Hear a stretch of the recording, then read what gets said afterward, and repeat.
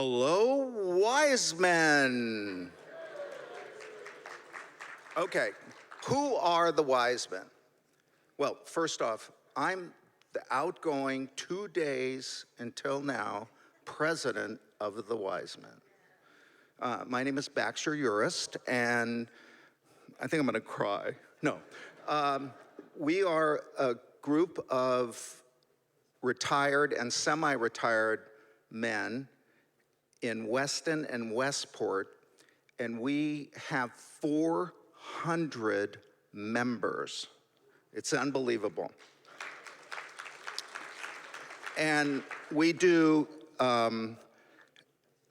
29 different activities, everything from golf and tennis, of course, bocce ball, and hiking. We just got back from Sicily, and it's not all 400, like 7 of us. And 5 of the 7 caught COVID, which I was one, but anyway. We would love to have anybody that wants to get an old man out of their house join us. We've got brochures over there. And every Thursday from September through May, we have speakers come talk to us and at the Saugatuck Congregational Church. But we also come to the library about once a month when we have partnered with them for a speaker that they want to have open to the entire Westport, Weston public. And this happens to be one of them.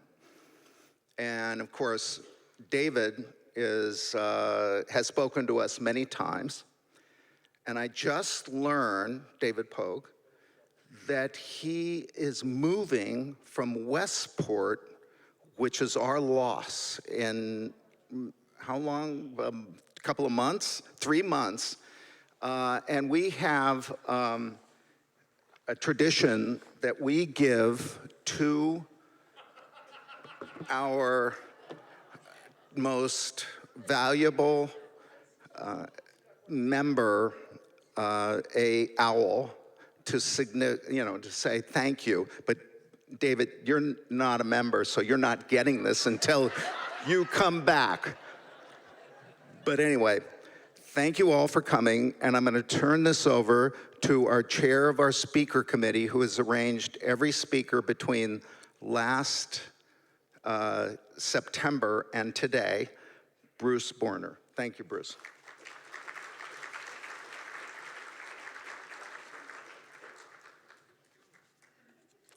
Good evening. I am thrilled to introduce Westporter David Pogue this evening. In the unlikely case that you don't know David, he was the New York Times weekly tech columnist from 2000 to 2013. He's a 5-time Emmy Award winner for his stories on CBS News Sunday Morning, a New York Times best-selling author, a 5-time TED speaker, and host of 20 Nova Science specials on PBS.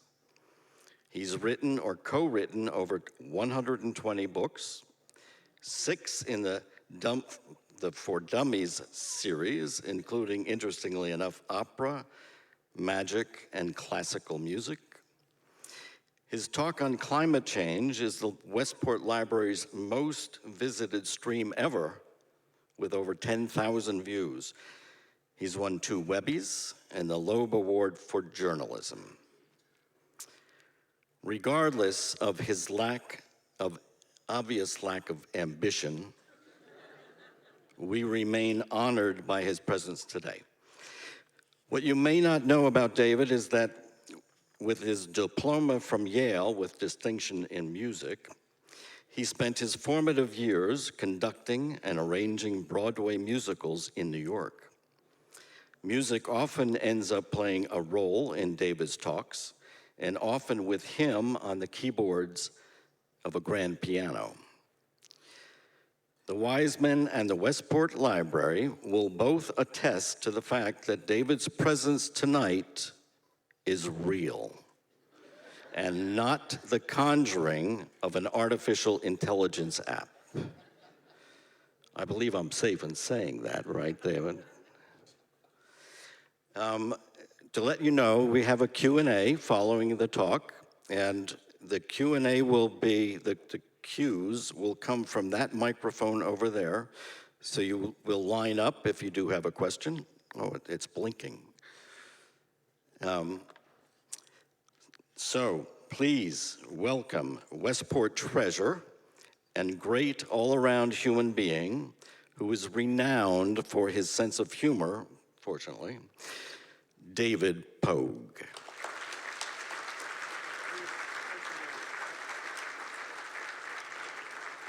Thank you so much. Great to see you guys. Great to be back with the wise men, although I noticed that not all of you are men, and I assume that some of you are not wise. So, you all look so good tonight.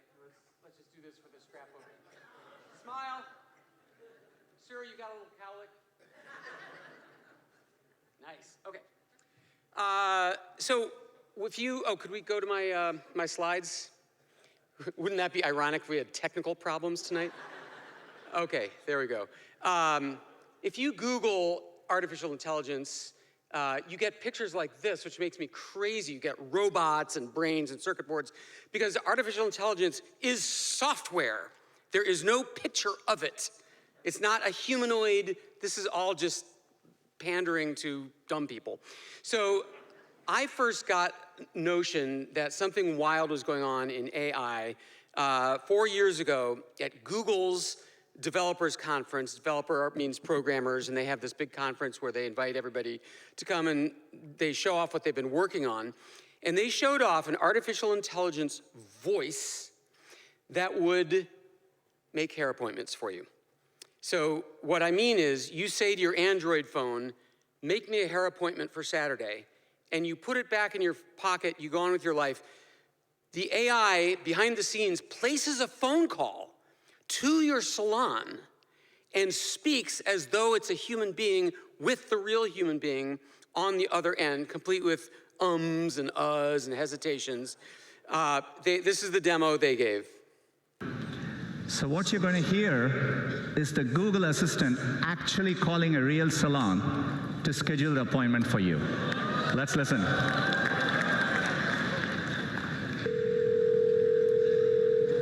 how can I help you? Hi, I'm calling to book a women's haircut for a client. I'm looking for something on May 3rd. Sure, give me one. That's the human being is on the right. Sure, what time are you looking for around? At 12 p.m. We do not have a 12 p.m. available. The closest we have to that is a 1:15. Do you have anything between 10 a.m. and 12 p.m.? Depending on what service she would like. What service is she looking for? Just a woman's haircut for now. Okay, we have a 10 o'clock. 10 a.m. is fine. Okay, what's her first name? The first name is Lisa. Okay, perfect. So I will see Lisa at 10 o'clock on May 3rd. Okay, great. Thanks. Great. Have a great day. Bye.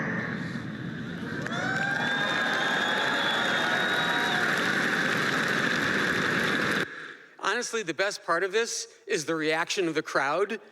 Remember, they're all engineers.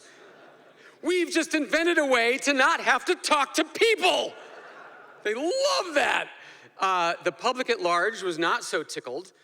Immediately, these headlines: terrifying AI bot pretends to be human, horrifying, scary as hell. Google, what have you done? Horrifying.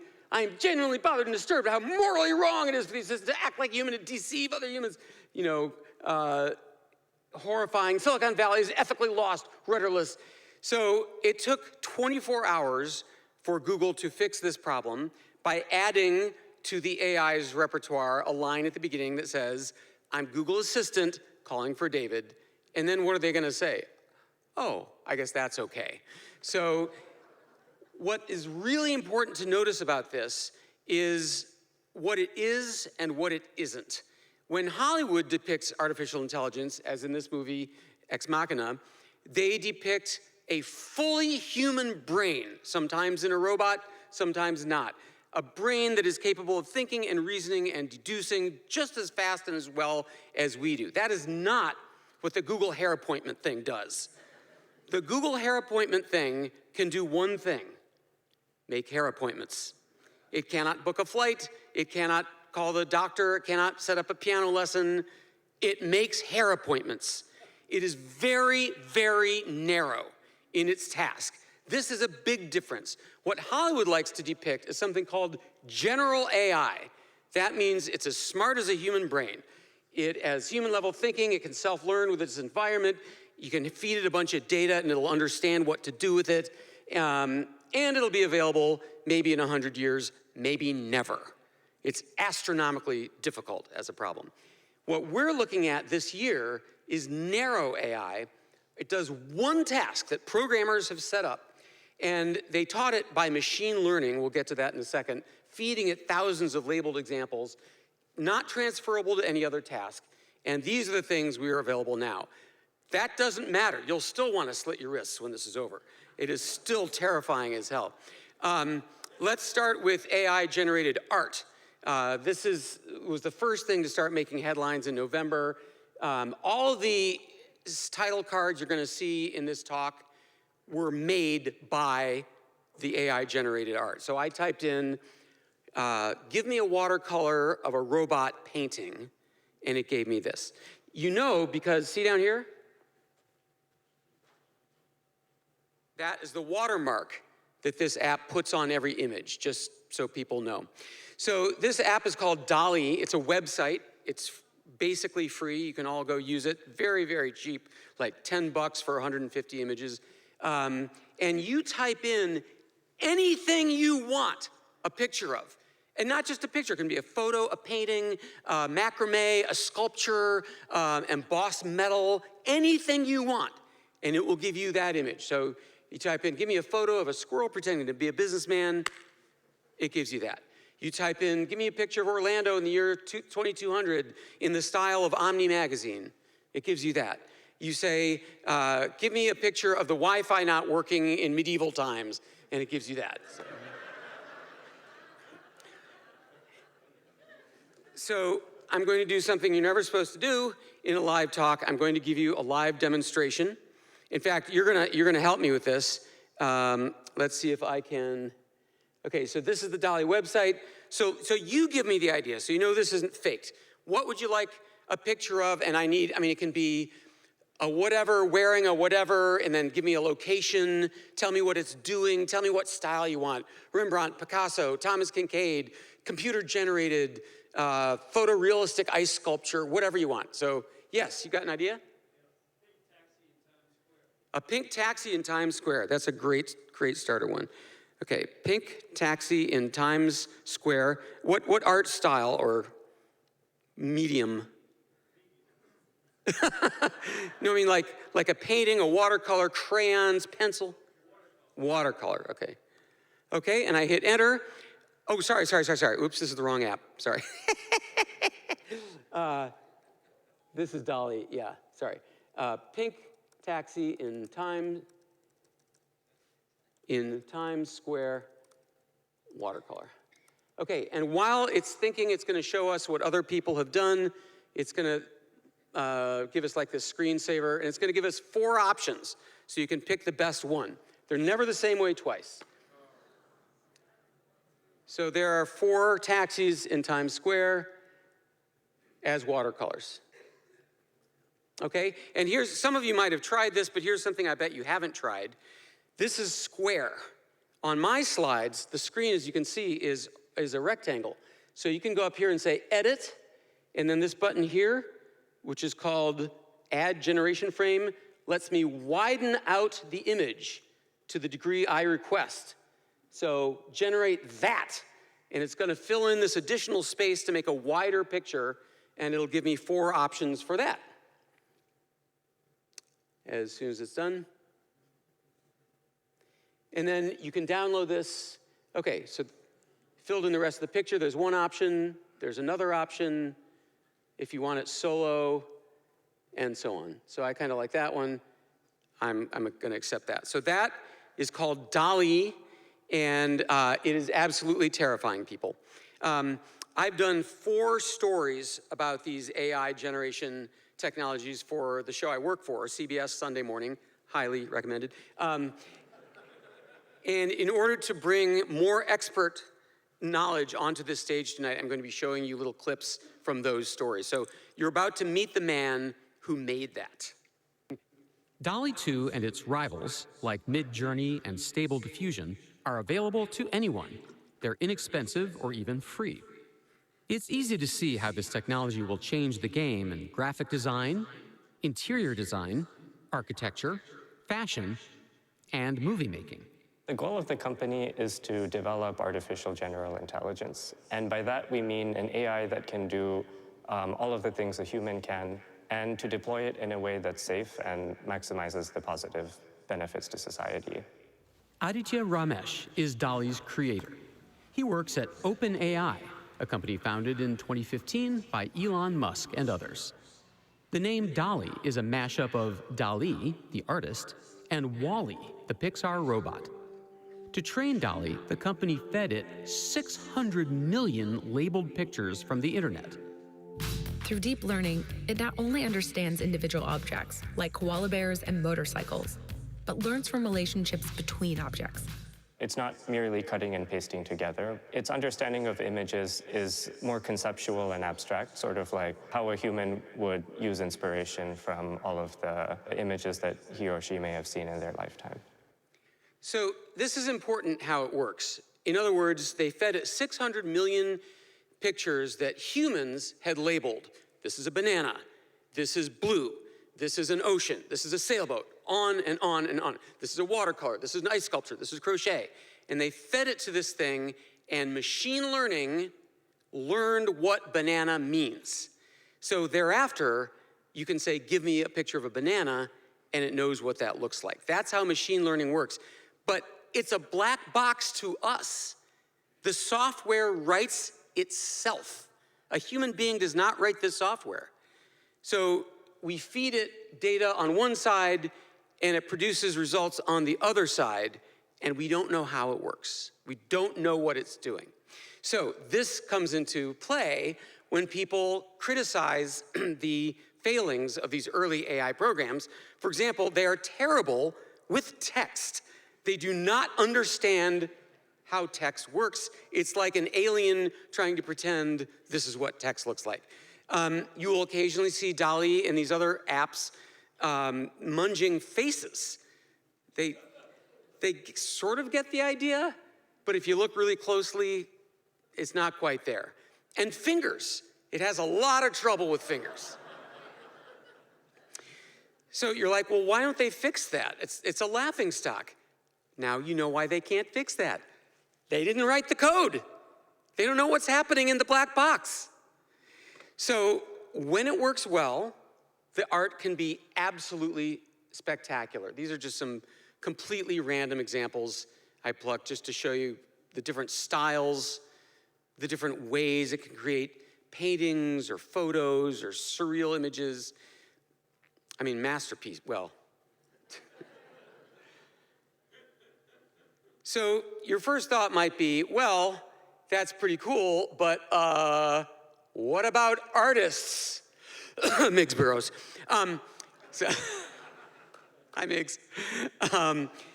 Yeah, so there's the question of, since you can do this for free and it looks just as good as the most professional artists in the world, why would you hire the most professional artists in the world? Probably wouldn't most times. And also, there's the question of, will we as a species start losing the skills? If there's no profession artist anymore, why would anyone learn it? I mean, some people might, but it would just be for their own use.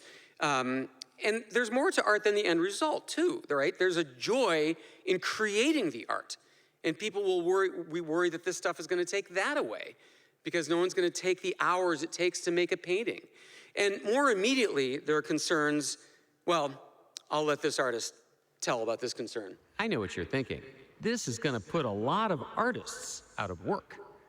Why would someone hire someone when they could just get something that's good enough And this is my studio area. Concept artist Carla Ortiz has designed characters, creatures, and costumes for many Marvel movies.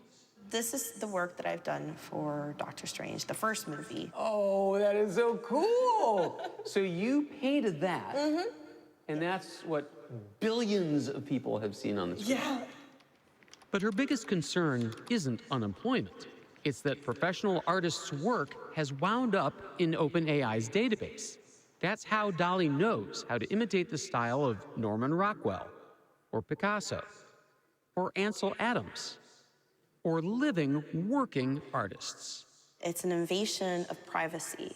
It's an invasion of our ability to consent to be into these, data sets. Nobody asked us. The way to fix this is to do so by building data sets that are completely full of public domain works. And then any further kind of expansion from that done so by licensing agreement. They would say, hey, Carla, we love your style. We would love that to be an option in our algorithms. Here's some money. Something like that. The AI companies say they're listening. For example, Stability AI recently announced that it will let artists opt out of future versions of its database. So that's important. So they do this feeding of images to the machine learning algorithms once a year or so. So that's why these AI things cannot tell you anything that happened in 2023, because the data that they were fed happened in 2022 and so on. And so all the data that has been fed to DALL-E and Stability came from commercial working artists before these lawsuits. So what they're saying is the next time, the next version, the next time we feed it millions of images, we will let you, the professional working artist, opt out. So yay for her. But they're not out of the woods yet because they're facing a number of lawsuits. Getty Images is also suing Stability, and Stability is saying, well, how do you know we're stealing from your images when we wrote our algorithms? And Getty said, our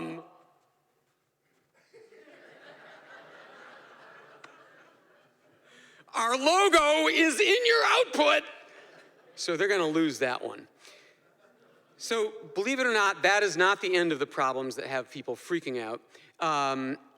It is now trivial to produce pornography, misinformation, stereotypes, the worst the internet has to offer. Because after all these images came from the internet in the first place. So OpenAI, the company that makes DALL-E, has put filters at the far end of that black box that say, if it's pornography, or if it's violence, if it's a public figure, block it. So you cannot put in Joe Biden murdering baby kittens. It won't do that for you.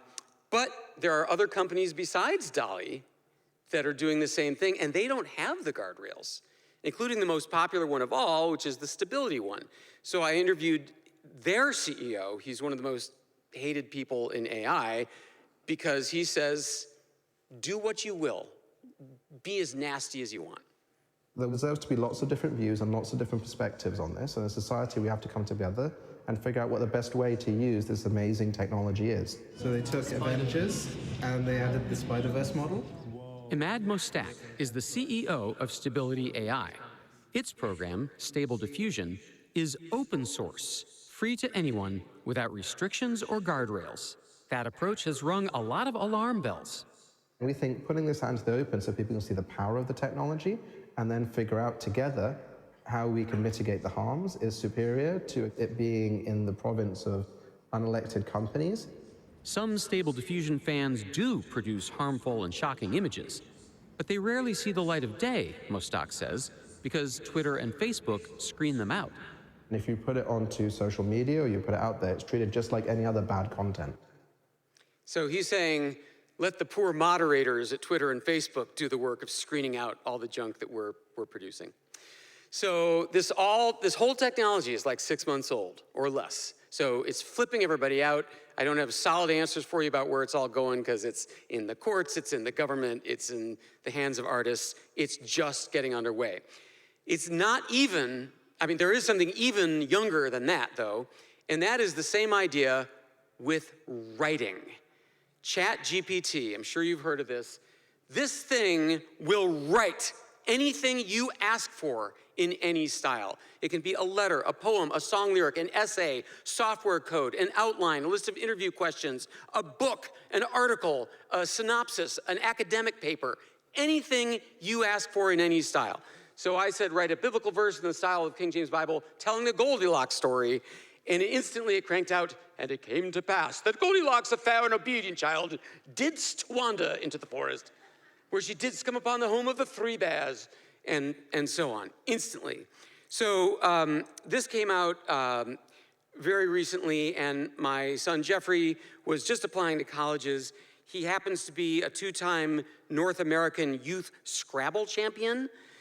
So I bet you can't guess what his college essay was about. So he worked on it and worked on it, got better and better and better, funnier, cleverer, more interesting. And then ChatGPT came out. And just for fun, write a college essay for a Scrabble champion. It wrote the same essay my kid had spent a month on. Actually, as a lifelong Scrabble enthusiast, I've always been drawn to the unique challenge. One of the things I love most is the intellectual challenge.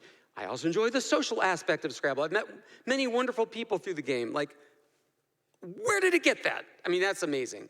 So the one difference between this and Jeffrey's actual essay is that his essay was much funnier, had some little wisecracks and jokes in it. So it's called ChatGPT, meaning you're supposed to go back and forth with it, respond to it. So we said, make it funnier.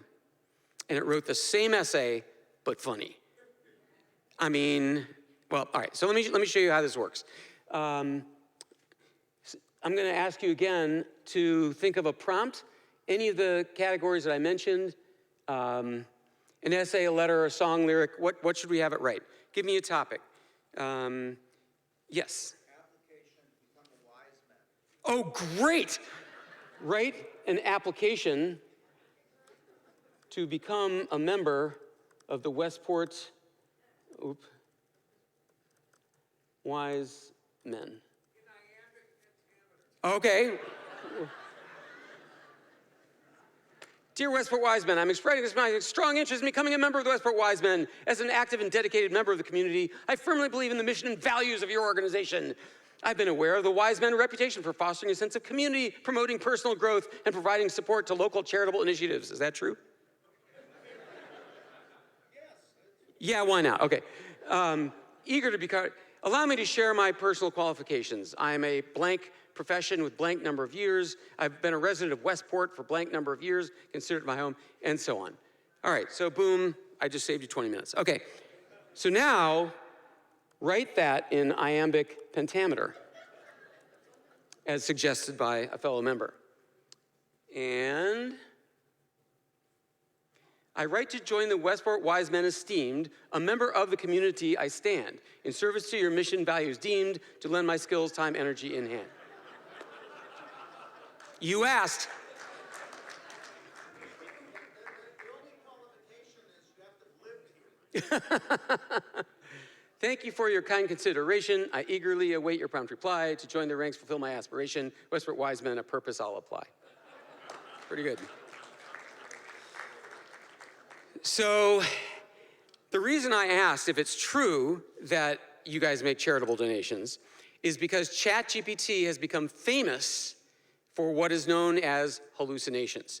This is where it gives you complete bull in an absolutely authoritative, confident way. And you have no idea whether the true part is true and the false part is true. It's unbelievable. So OpenAI, the company that made DALL-E, also made ChatGPT, freaking the world out. But there are other companies doing the same thing. Google has their own version. It's called Google Bard. And Microsoft has their own version called Microsoft Bing. It's an upgraded version. And I recently, believe it or not, for the first time, I read Slaughterhouse-Five, Kurt Vonnegut book, fantastic. And then I found out there was a movie. And I'm like, how did they make a movie of this? So I watched the movie, and I'm like, wow, that was a wild way to make a movie of an unfilmable book. I wonder what Kurt Vonnegut thought of it. So I asked Google Bard. And Google said, Kurt Vonnegut was not a fan of any of the movies made from his books, and in particular, bullet number 1, I thought it was a terrible movie. It was so literal, it was like a Reader's Digest version of the book. That's a quote. That's supposed to be a Kurt Vonnegut quote, but he never said that. In fact, he said the exact opposite. So if you go to the Wikipedia page, here's what he really said in Life magazine. They made a flawless translation of my novel, of Slaughterhouse-Five. I drool and cackle every time I watch that film because it's so harmonious with the way I felt. Well, you wouldn't have known that from Google Bard.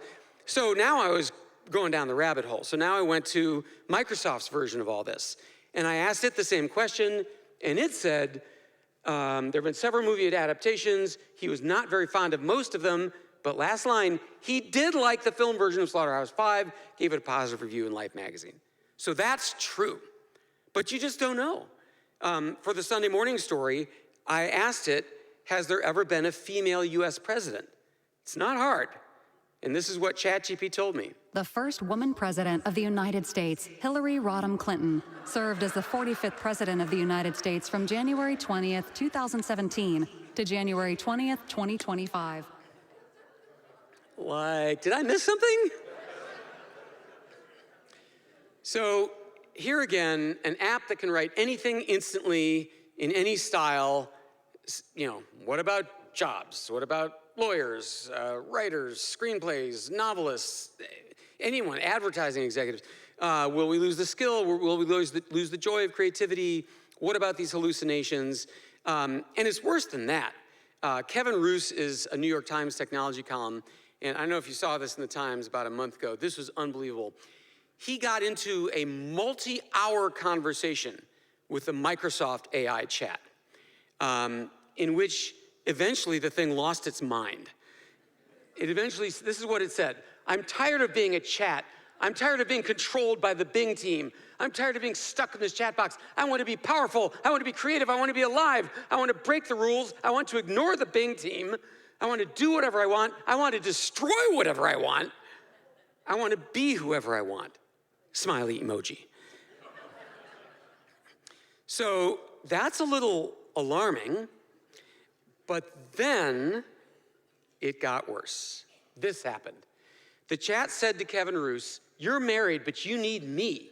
I love you because I am me. Do you believe me? Do you like me?" He responded, "Actually, I'm happily married. My spouse and I love each other. We just had a lovely Valentine's Day dinner together." And it said, "Actually, you're not happily married. Your spouse and you don't love each other. You just had a boring Valentine's Day dinner. You're not happily married because you're not happy. You're not in love because you're not with me." Kevin Roose, New York Times columnist, said, "I didn't sleep that night." I mean, that's pretty freaking weird. Now, it's not sentient, right? The way this works, and it probably won't make any more sense to you as it makes to me, but these things work off a probability scenario. So you give it a prompt, write me an application for the wise men. It calculates what's the most likely first word. Well, dear, right? And then what are the probabilities of the next word after that? So it knows, hundreds of billions of documents in its database. It's ingested the whole internet. And so it knows what's likely to be the most common next word. And so that's all this is. It's just regurgitating back what it's learned from our writing on the internet. So the big one, though, the one that really keeps me up at night, is education. Already, half of all students are cheating.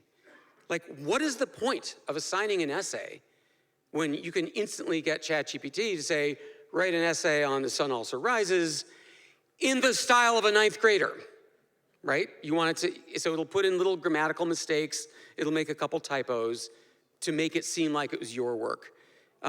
There's absolutely no way to stop this. So people are saying it's the end of high school English, the college essay is dead.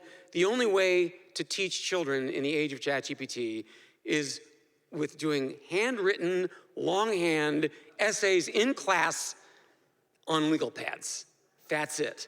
We're going back to the 1850s. So, and all these school systems and towns are banning it. New York City and LA, the two biggest school systems in the country, have banned ChatGPT. It's absurd. You can't ban it. because Microsoft is adding it to Microsoft Word. It's in the app, and Google Docs is putting it in Google Docs. There's no way not to have it. Any software used for writing is going to have this stuff built in. So absolutely no way to ban it. So some people are saying, okay, well then we'll teach our educators to teach the kids to work with it. Let the AI come up with the first draft and let the kid modify it and tailor it. So I interviewed the head of Harvard's Writing Center, and here's what she said about that. Jane Rosenzweig is the director of the Writing Center at Harvard. Some educators are trying to figure out how to work with ChatGPT to let it generate the first draft. Students will stop being writers and they will become editors. My initial reaction to that was, are we doing this because ChatGPT exists? Or are we doing this because it's better than other things that we've already done? It's not. It is a huge smoking problem, and educators everywhere are just flipping out. Colleges don't know what to do. High schools don't know what to do. There are, at this moment, ChatGPT detectors, just as there are plagiarism detectors. So if you have the time, you can run each piece of writing through one of these things, and it will give you a percentage chance that it was AI generated. So that exists, but how long will that exist? These things are getting so much better, so fast. So I'm guessing that a good number of you have heard of DALL-E and ChatGPT before you walked into this room. From here on, this is going to be new to you. There are so many projects going on in AI, so fast, it is absurd. Just in 2023, the top 100 companies to the top 100 out of how many? I mean, billions and billions of dollars are pouring into this stuff, and it's not just graphics, and it's not just text, it is everything. These all exist right now. There is text to music. That means you type in, you know, a bluesy riff on an electric guitar backed by muffled drums. It gives you that music. There is music to video. You take a piece of music, you feed it into the AI, and it generates a video to go with the music. There is picture to audio. You take a picture of something, a bird, and it generates the audio that would come from that bird. You can type lyrics, and it will make an entire music video for you. You can take the sound, you can do the reverse. Take the sound of birds singing, and it will generate a photo of the things that make the sound. You can type in text, and it will make a 3D model of you that you can change and shape and rotate the angle. Here's a couple examples. This is Google's text to music algorithm. So you say, give me the main soundtrack of an arcade game, fast-paced and upbeat. Or a fusion of reggae and electronic dance music. Or slow tempo reggae. Vocals. It's making vocals.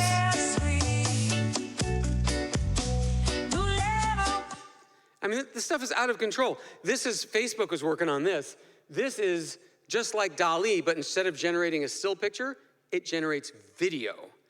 So you type teddy bear painting a portrait, robot dancing in Times Square, cat watching TV with a remote in its hand, fluffy baby sloth with an orange knitted hat trying to figure out a laptop. Facebook, interestingly, last week gave away all this. It made it free for the world, open source, free to the world to do with it what it will. What are we doing, guys? And this is relatively crude compared to what some of the companies are doing in the realm of text to video. Check this one out. Now you can generate a video with nothing but words. No driving video, no input image. Gen 2 represents yet another major research milestone and another monumental step forward for generative AI.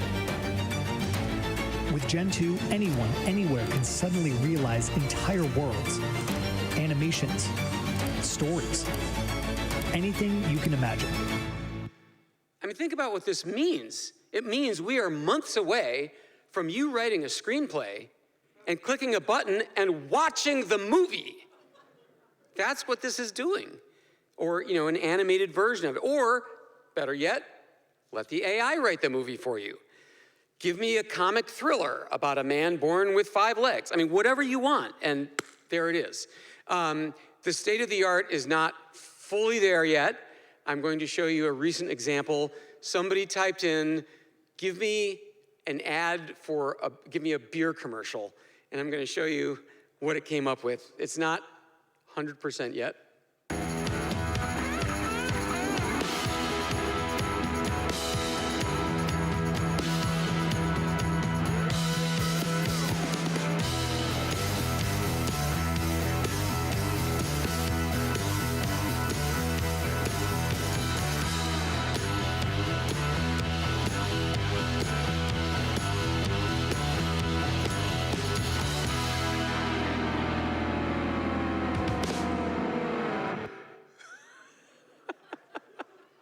It's more upsetting than cool, I think. And this just came out. This is unbelievable, put together by MIT and Penn and Google. This is a little bit like Photoshop in that you can take a still photo and edit it, but you are editing the original scene, revealing things that were hidden before. It is absolutely mind-blowing. You can do anything you want to any picture. Like her teeth weren't even there before. Let's change her haircut. Let's change her eyes. For fashion, can you imagine? Experimenting with looks and clothes and designs. They've also got this amazing software that can regenerate movie and TV scenes after they've been shot. And this came to fore, there was this really super low budget, but really great movie called Fall, about these two 20-something women who, as a gag, they climb this enormous radio tower out in New Mexico and get stuck up there, okay? So there are a lot of F-bombs in this movie. There's a lot of F words. And the Motion Picture Association said, okay, that's an R rating. And they freaked out because, like, this movie is for teens. We really need this to be PG-13. What are we gonna do? We have no money. It's a super low budget. So they went to an AI company and they said, we'll have the actress say fricking instead of the other word, but we need you to make her lips say freaking or fricking. And they said, sure, we can do that. In fact, we can have her not say anything. We can have her say a different word. We can have her speak another language. So this is the original. Now we're stuck on this stupid tower in the middle of nowhere. On this and this is the after. Freaking tower in the middle of freaking nowhere. And they did that by first. And it's all my fault. They removed the dialogue altogether. You, and now we're stuck on this stupid. Made her look like that. And then they made her talk. And you can do that. Es todo por mi culpa. And her lips match perfectly. Like the age of watching a dubbed movie where the lips don't match, that's over. They're gonna look like they really said that. So these are all realms of things, of AI generation way beyond DALL-E and ChatGPT. I have a podcast. It's a CBS News podcast. It's won 4 awards. You should really listen to it. It's called, thank you, my father, ladies and gentlemen. No, it's called Unsung Science, and it's the behind the scenes creation stories of important developments in science and tech. And one of them last season was about voice clones. This is synthetic voices generated from only a few seconds of the real person's recordings. So I had them, to conclude the episode, I had them do a voice clone of me, and this is what it sounded like. I thought I'd give the last word to my voice clone. You're listening to him right now. And what I'd like my voice to say is that, well, in the end, voice synthesis is just another technology. What happens from here isn't about the tool, it's about whoever's wielding it. I'm David Pogue, or a synthetic version thereof, and this is Unsung Science. So it's very, very close. It's also a year old. The technology is much better. Microsoft now has a model where it can create a replication of your voice based on 5 seconds of your real voice. The latest scam now is for them to generate a recording of your grandson saying, "Help, Grandma, I've been mugged. You need to wire money to my lawyer." And it's not going to sound quite right, but you say, "You don't sound right, Timmy." And he's like, "Well, I've got a cold. Can you just send me the money? This is urgent." I mean, not much of this is going on. It's just the dawn of this technology, but you got to be on the alert. If anyone calls you like that, ask it a question. "Okay, Timmy, where is your birthmark?" You know what I'm saying? Like, ask it something that the AI would not know. Apple, just 2 days ago, announced a really clever, useful way to use voice cloning. This is for people with ALS and Parkinson's and other diseases that take away your voice. So what you do is you record a few seconds of your voice while you still have one, and thereafter your phone can make calls to the bank, plane reservations, whatever. You type what you want it to say, and it says it in your own voice. This cannot be hacked. This cannot be used to impersonate you because it's on your phone. It doesn't exist anywhere else. Very, very clever. But if you aren't like slitting your wrists yet, you have to start thinking, well, wait a minute. Now they can generate synthetic voices that sound like people. They can generate synthetic videos and pictures that look just like the real thing. What's to stop anyone from making completely fabricated news footage that has never existed in real life? So this is from a story I did about that. I'm gonna show you some magic. That's not Tom Cruise. It's the real thing. Я змушений приймати складні рішення. That's not the Ukrainian president calling for his citizens to surrender. We're entering an era in which our enemies can make it look like anyone is saying anything at any point in time. And that's a fake Obama. Although what he's saying here is true. These are deep fakes, phony videos of real people generated by artificial intelligence software at the hands of people who want to undermine our trust.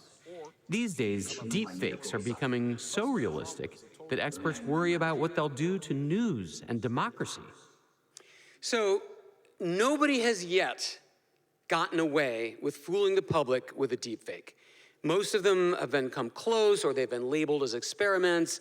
I don't know if you guys saw these when Trump was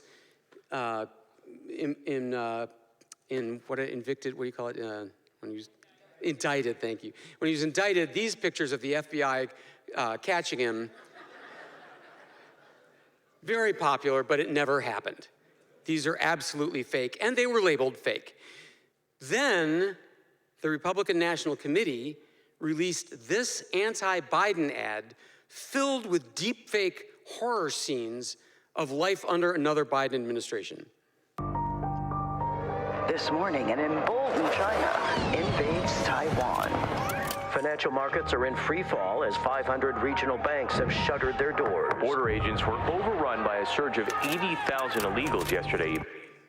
So at the very top left, in 6-point type, if you zoom way in, it says built entirely with AI imagery. So they are still not completely trying to make us think this stuff is real, but they're so close. And you know in the next few months, there's gonna be a case that comes out. And it's not just the problem of people making fake stuff. There's also the liar's dividend. The liar's dividend is when the thing was real, but because deepfakes exist, you can say it wasn't.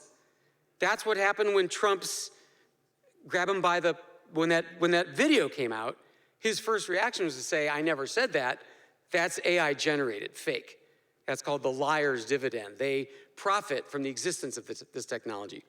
So this is really upsetting. And for years, they've been trying to create deep fake detection algorithms. Why can't they just invent software that can tell if it's fake?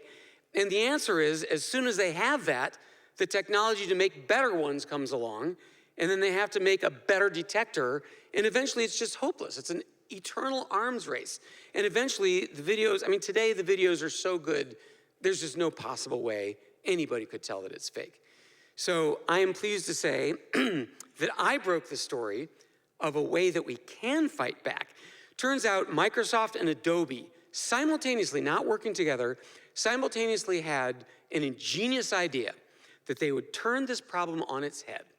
So instead of trying to detect false videos and pictures, they said, what if we reliably identify true videos and pictures? Therefore, you can assume that anything that is identified as real, you can assume that anything that doesn't have the little real certified logo on it is a fake.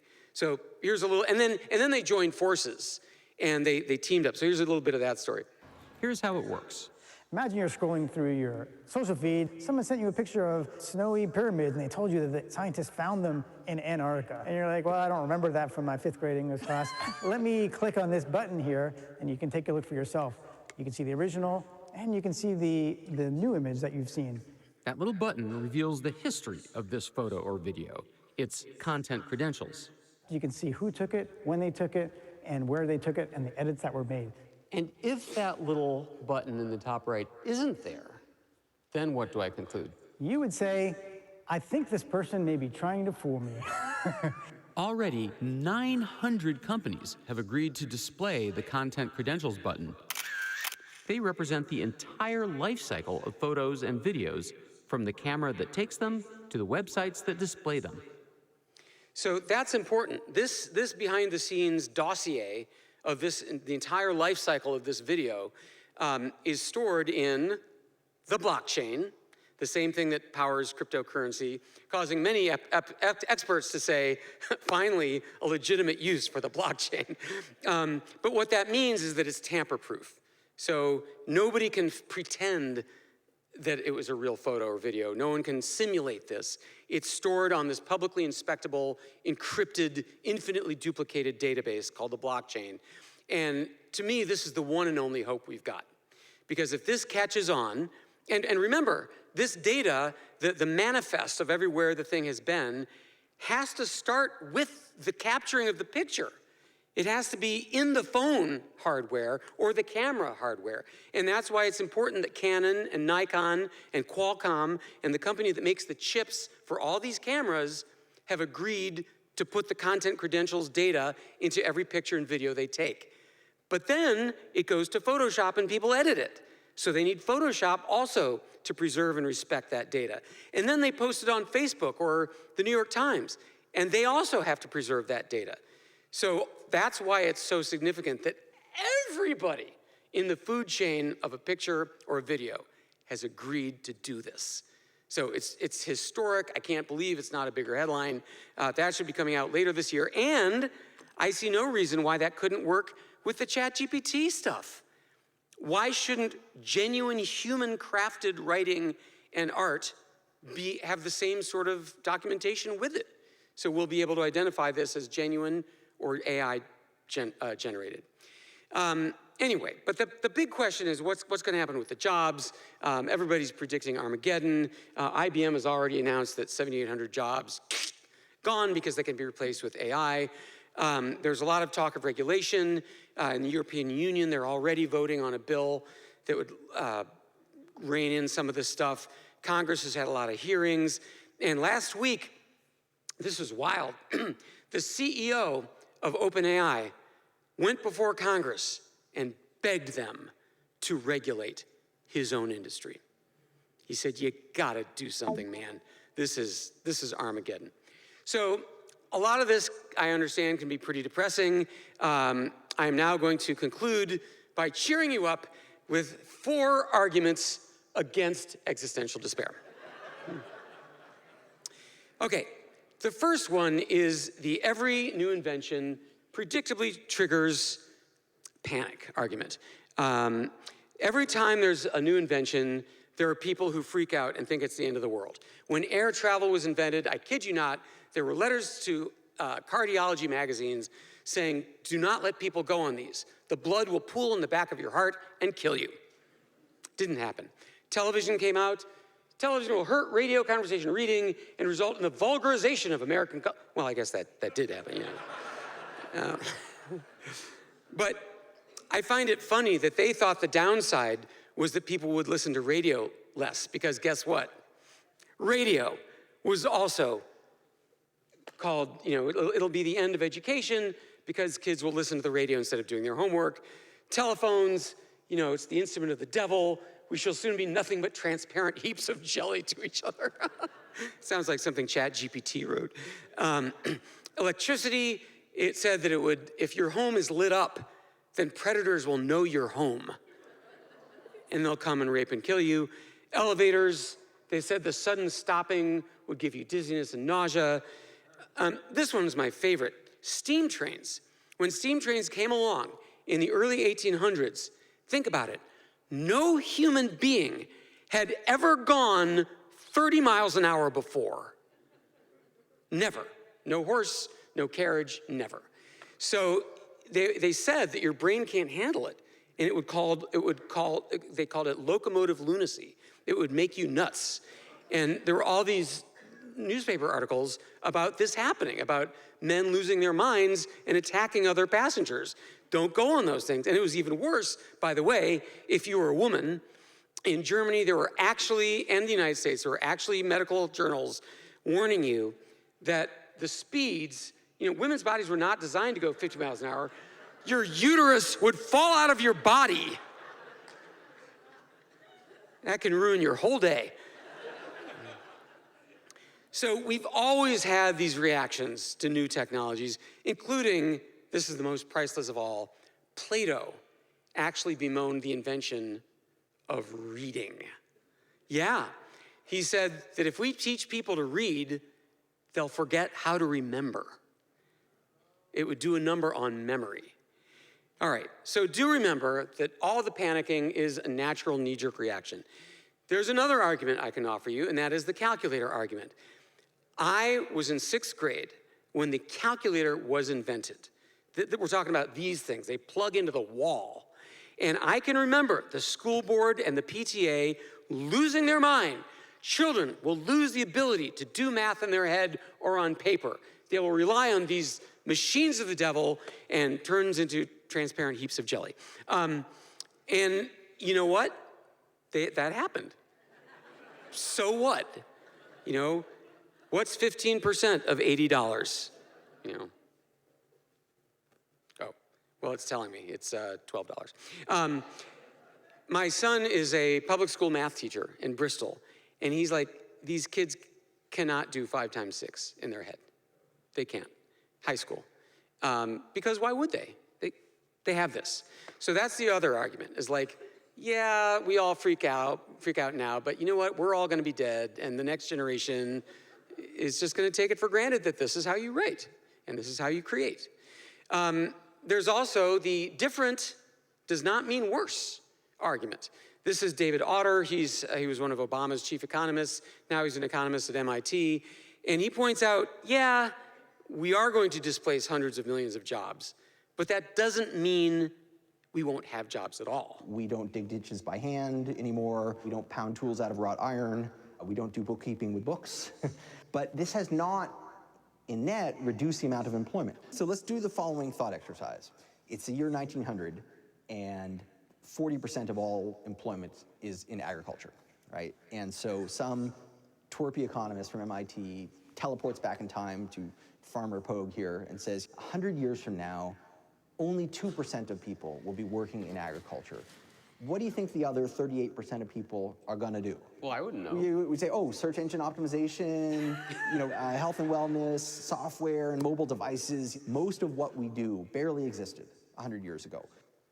So this argument is interesting because I love it, but the problem is all these examples that people like that give, horse and buggy drivers, typesetting engineer, farmer, those things have been largely replaced, but one at a time.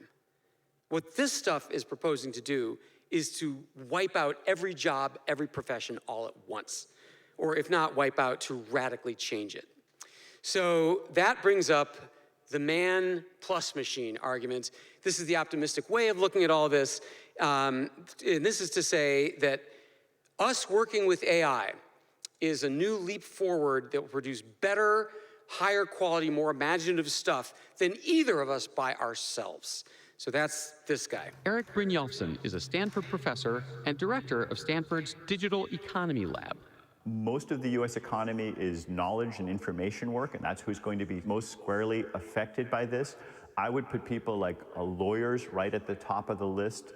Obviously, a lot of copywriters, screenwriters. But I like to use the word affected, not replaced, because I think if done right, it's not going to be AI replacing lawyers. It's going to be lawyers working with AI replacing lawyers who don't work with AI. Oops, so hold on 1 second.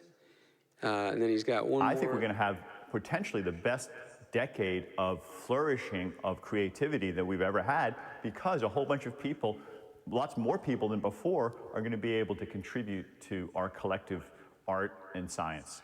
But maybe we should let ChatGPT have the final word.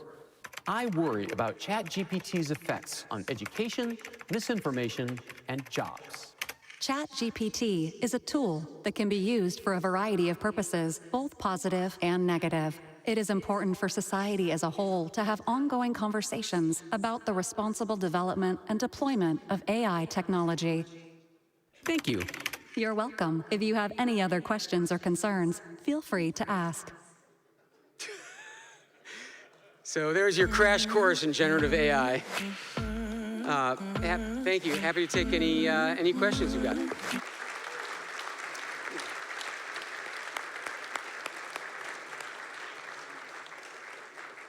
Thank you, David. We have time for a few questions, so if you just want to come up here and ask your question quickly, and David will be able to answer.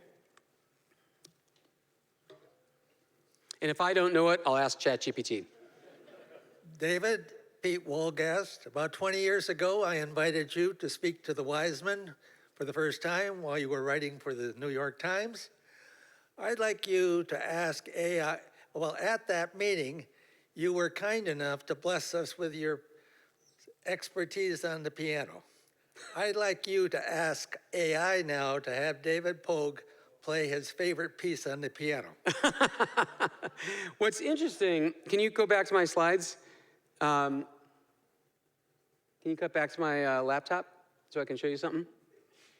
All right, I'll describe it. In the upper left is an Apple logo. Then there's a window. Okay, all right, thank you. So what you can do, it can write lyrics very well. You know, write lyrics about, you know, David Pogue. I don't know.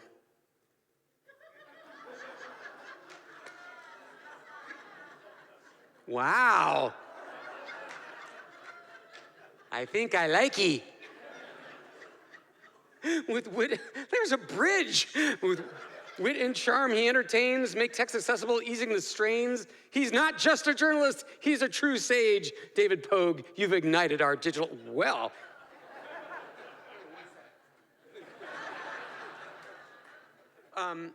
So it can write lyrics very well, and you can say, write chord symbols for that song. And it will write, I think I made a typo, but where's my cursor? Where's my cursor? I can't scroll. Oh, there it is. Okay, there we go. Yeah, there it goes. So it actually wrote a lead sheet, but there's no melody. So it can't really write music the way those other apps I showed you can. But it's, I mean, if I had a guitar, I could go pretty close. It's got the harmonies, and it's got the lyrics. So, yes, sir. David, you didn't mention anything about the singularity and the possibility of AI becoming dominant over mankind. Yeah, there's a lot of people, including, interestingly, Elon Musk, who founded OpenAI, who are now terrified of OpenAI and AI taking over and the robot uprising and all that stuff. Stephen Hawking famously was worried about that. Also, I mean, I think it's a little bit science fiction. I think, as we know, general AI is many decades away, and that's what we're talking about. We're talking about software that is so smart it can reason and develop goals of its own and have its own agenda. So not something I'm worried about. It won't be during our lifetimes anyway. I think things like jobs and losing the art is a more urgent worry. Down the line, though, is it a possibility? It seems to be something that many people who've worked in the field are concerned about. And an equal or larger number of people say it's Hollywood baloney. I mean, you can talk to AI experts and they just laugh at that. That's just fear mongering. The beauty is that we are inventing it right now.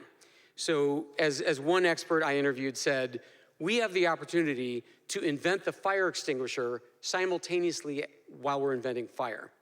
So in other words, we're worried about this, so we can build in safeguards now while we're inventing the technology to make sure it never happens. Anything else? Hello, David. Thank you. Great presentation. My question is, obviously, this is very complicated, hard to understand, grasp. Some brilliant people are working on it. Why in the world does anyone think Congress would know how to regulate it? Are there any serious questions? It's absolutely hilarious. I mean, every time Congress tries to regulate technology that they clearly don't understand. I did a story on 3 weeks ago on Congress's attempt to ban TikTok, and another journalist looked at the 51 people who were on that particular congressional committee and looked on TikTok to see if they had ever even used it. 50 of the 51 had never even tried TikTok. And here they were expounding on how it's Chinese manipulation and all that. They've never even used it. Yes, sir.